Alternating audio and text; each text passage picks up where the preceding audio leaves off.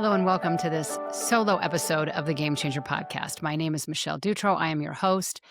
And this particular episode is for the person who is feeling burnout, overwhelm, sadness, exhaustion. I don't know. What is the gamut? Anger, frustration, hopelessness. I don't know. Really, the list goes on. It's the current state of affairs that unfortunately we find ourselves in. And the reason that I want to just chat with you real quick today, in between these two podcast episodes that I really hope you catch because it is on these topics. What is going on in the world? Really, what is going on in the world? And what can we do about it? The one last Monday with Michael Osterlink and the one coming up with Garrett Wood is really, I think, valuable information, very different perspectives, but on the topic of how in the world do I cope in a world that is seemingly going off the deep end?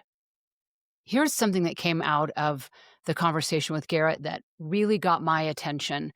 And that is that, back in the day, we're going back here a couple of decades. So if you're super young, you have no reference point. But for the rest of us over 40 years old, the evening news was where you got your news. And it was at 6 o'clock at night, and that was that.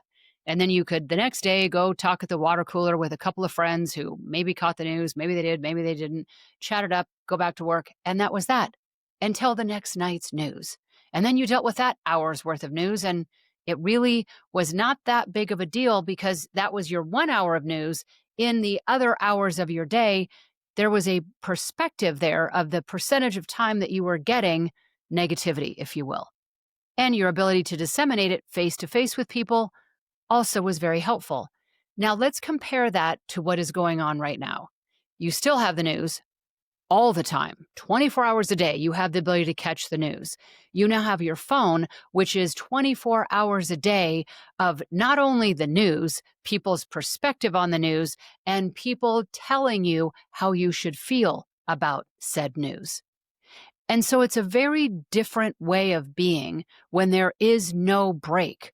When you go to look at your phone and you're checking out at the grocery store, or you're getting ready to have dinner, or you're going for a walk, or whatever you're doing, bam, there it is again.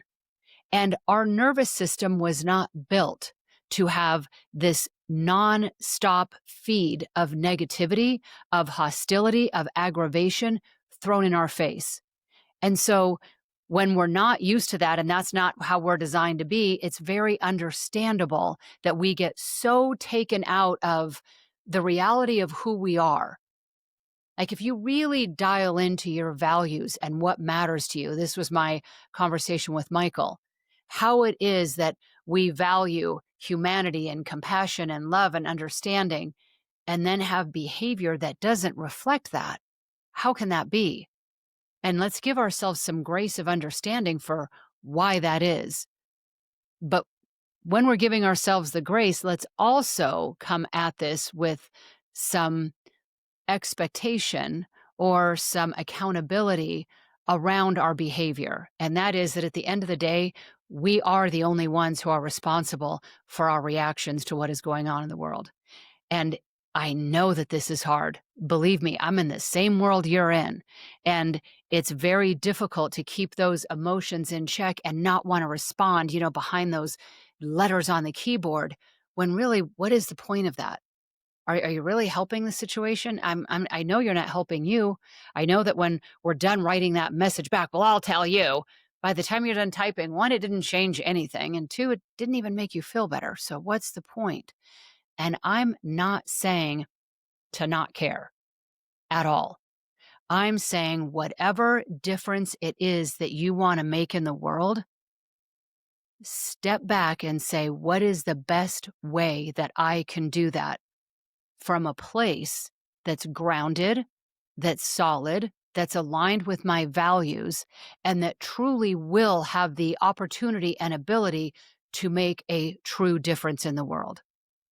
And you can't do that from a place of anger and hostility and madness. So I hope that these two podcasts help to give you a little different perspective of how we can maybe navigate through this together, how we can do this in a better way, because I'll tell you, if you don't take responsibility for you, nobody else is. It is the job of the news and social media to keep you triggered, to keep you annoyed, to keep you wanting to divide from everyone that you know and love around you. That can't work. That can't be. That can't be the answer. That can't be the solution. That can't be the choice that you and I wind up making. We got to make a different one. And so my suggestion here through all of this is I know the amount of hours of negativity coming your way. What are you doing proactively to get some calm and sanity in your world? What are you doing to get out in nature? What are you doing to take a walk? What are you doing to quiet the chatter and tune back into you and what matters most to you?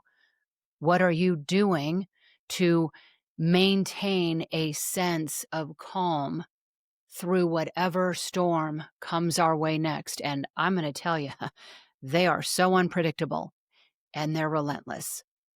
So we have to be relentless in our pursuit of our own mental health, however that is.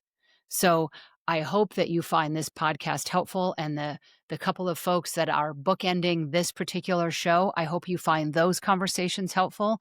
I will continue to bring you all things related to mental health and wellness, and every tool that I know of possible to help make your life a little better, shine your light a little brighter, and to truly make a difference in this world, because goodness knows we need it. Thank you so much for tuning in to this episode of the Game Changer podcast. I truly wish you all the peace that there is in the world. Take a deep breath and allow that in. Thanks for being here.